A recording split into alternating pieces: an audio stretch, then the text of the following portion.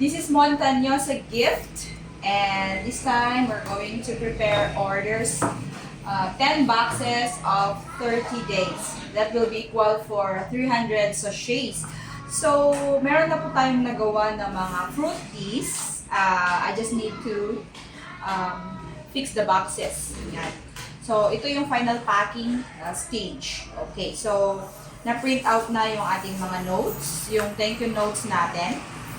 And then, some kind of more info notes about detox blend at saka light fruit detox. Especially yung mga first time na mag-try sa ating mga fruit teas. So, yung 10 boxes na to, magiging token siya. Bibigay sa, it's a giveaway. So, since first timers yung titikim, kasi repeat order siya, and gagamitin daw as token sa kanilang event. Di ba? 30-day box. Yan. So, lagyan natin ng parang information. Yes. Kasi baka mabigla sila sa taste, lalo na yung mga detox blend. So, magdadagdag na rin tayo ng mga light fruit blend para medyo ma-warm up yung palate nila. Hindi yung agad-agad na detox tops, mapapaitan sila.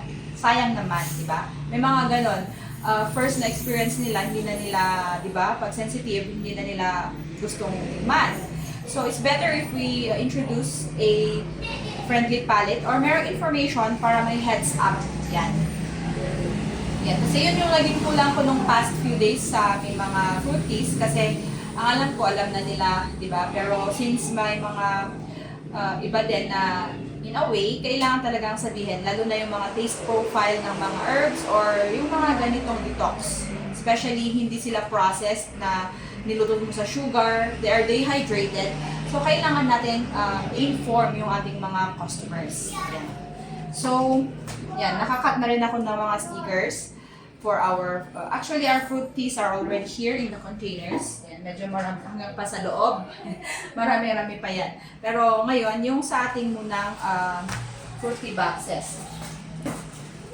Ayan, so usually,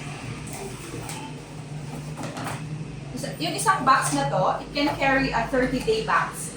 So we also offer 15 days, meaning 15 days sachet. 15 days yung laman. Yan. And yan. We are usually active in our Facebook page. We have a Facebook page, Montañosa Gift Fruities. Yeah, you can visit the page for details. Yan. So, this is our... So, this is how we prepare. It's the behind the scene of our products. Particularly our Montañosa Gift Fruities. Yan. So, yeah, we are dehydrating the fruits. Usually, the fruits or lemon comes from our province, especially yung lemon na gamit namin. Pinifeature po namin yung mga local farm na lemon at hindi po kami nag-aangkat ng mga imported lemons. Kasi meron naman tayong lemon dito sa Cordillera, why not use them as detox? Yan. And then, of course, we also add yung mga masasarap na fruits like pineapple, mga tropical, dragon fruits, watermelon. Of course, sa Cordillera, strawberry. Pero hindi na siya in season ngayon. Kasi halos nasira yung mga plantation ng bagyo. So ngayon, hindi pa kami nag-blend ng mga strawberries kasi it's so expensive. And of course, tagalin muna namin siya. Mag-focus muna kami sa mga blends na readily available na. Kasi kung ipipilit natin yung strawberry, medyo mahal. Ayan, so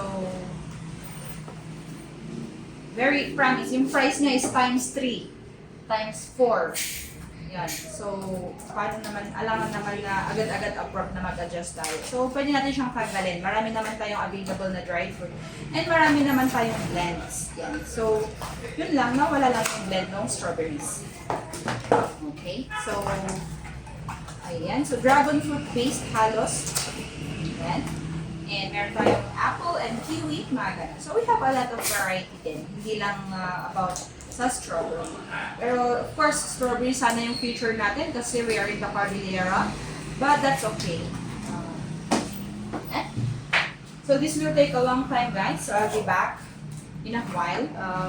I'll show you yung mga pag naglagay kami ng mga stickers, and then this is the part 1.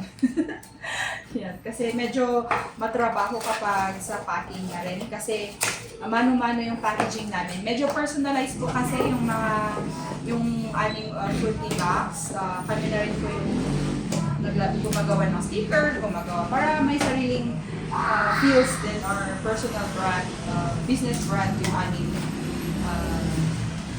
Montañosa Gift is kasi bago pa lang po kami.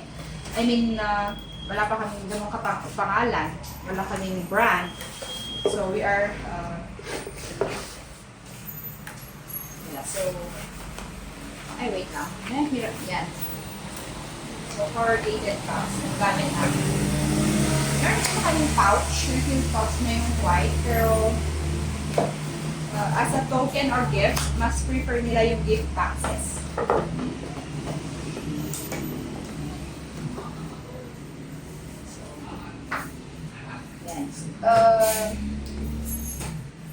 What happened? Bakit maraming mga kwan dito? Palitan ko yung iba kasi may mga ang tawag doon. Mga regularities. Para naman maganda kapag nasama kay customer.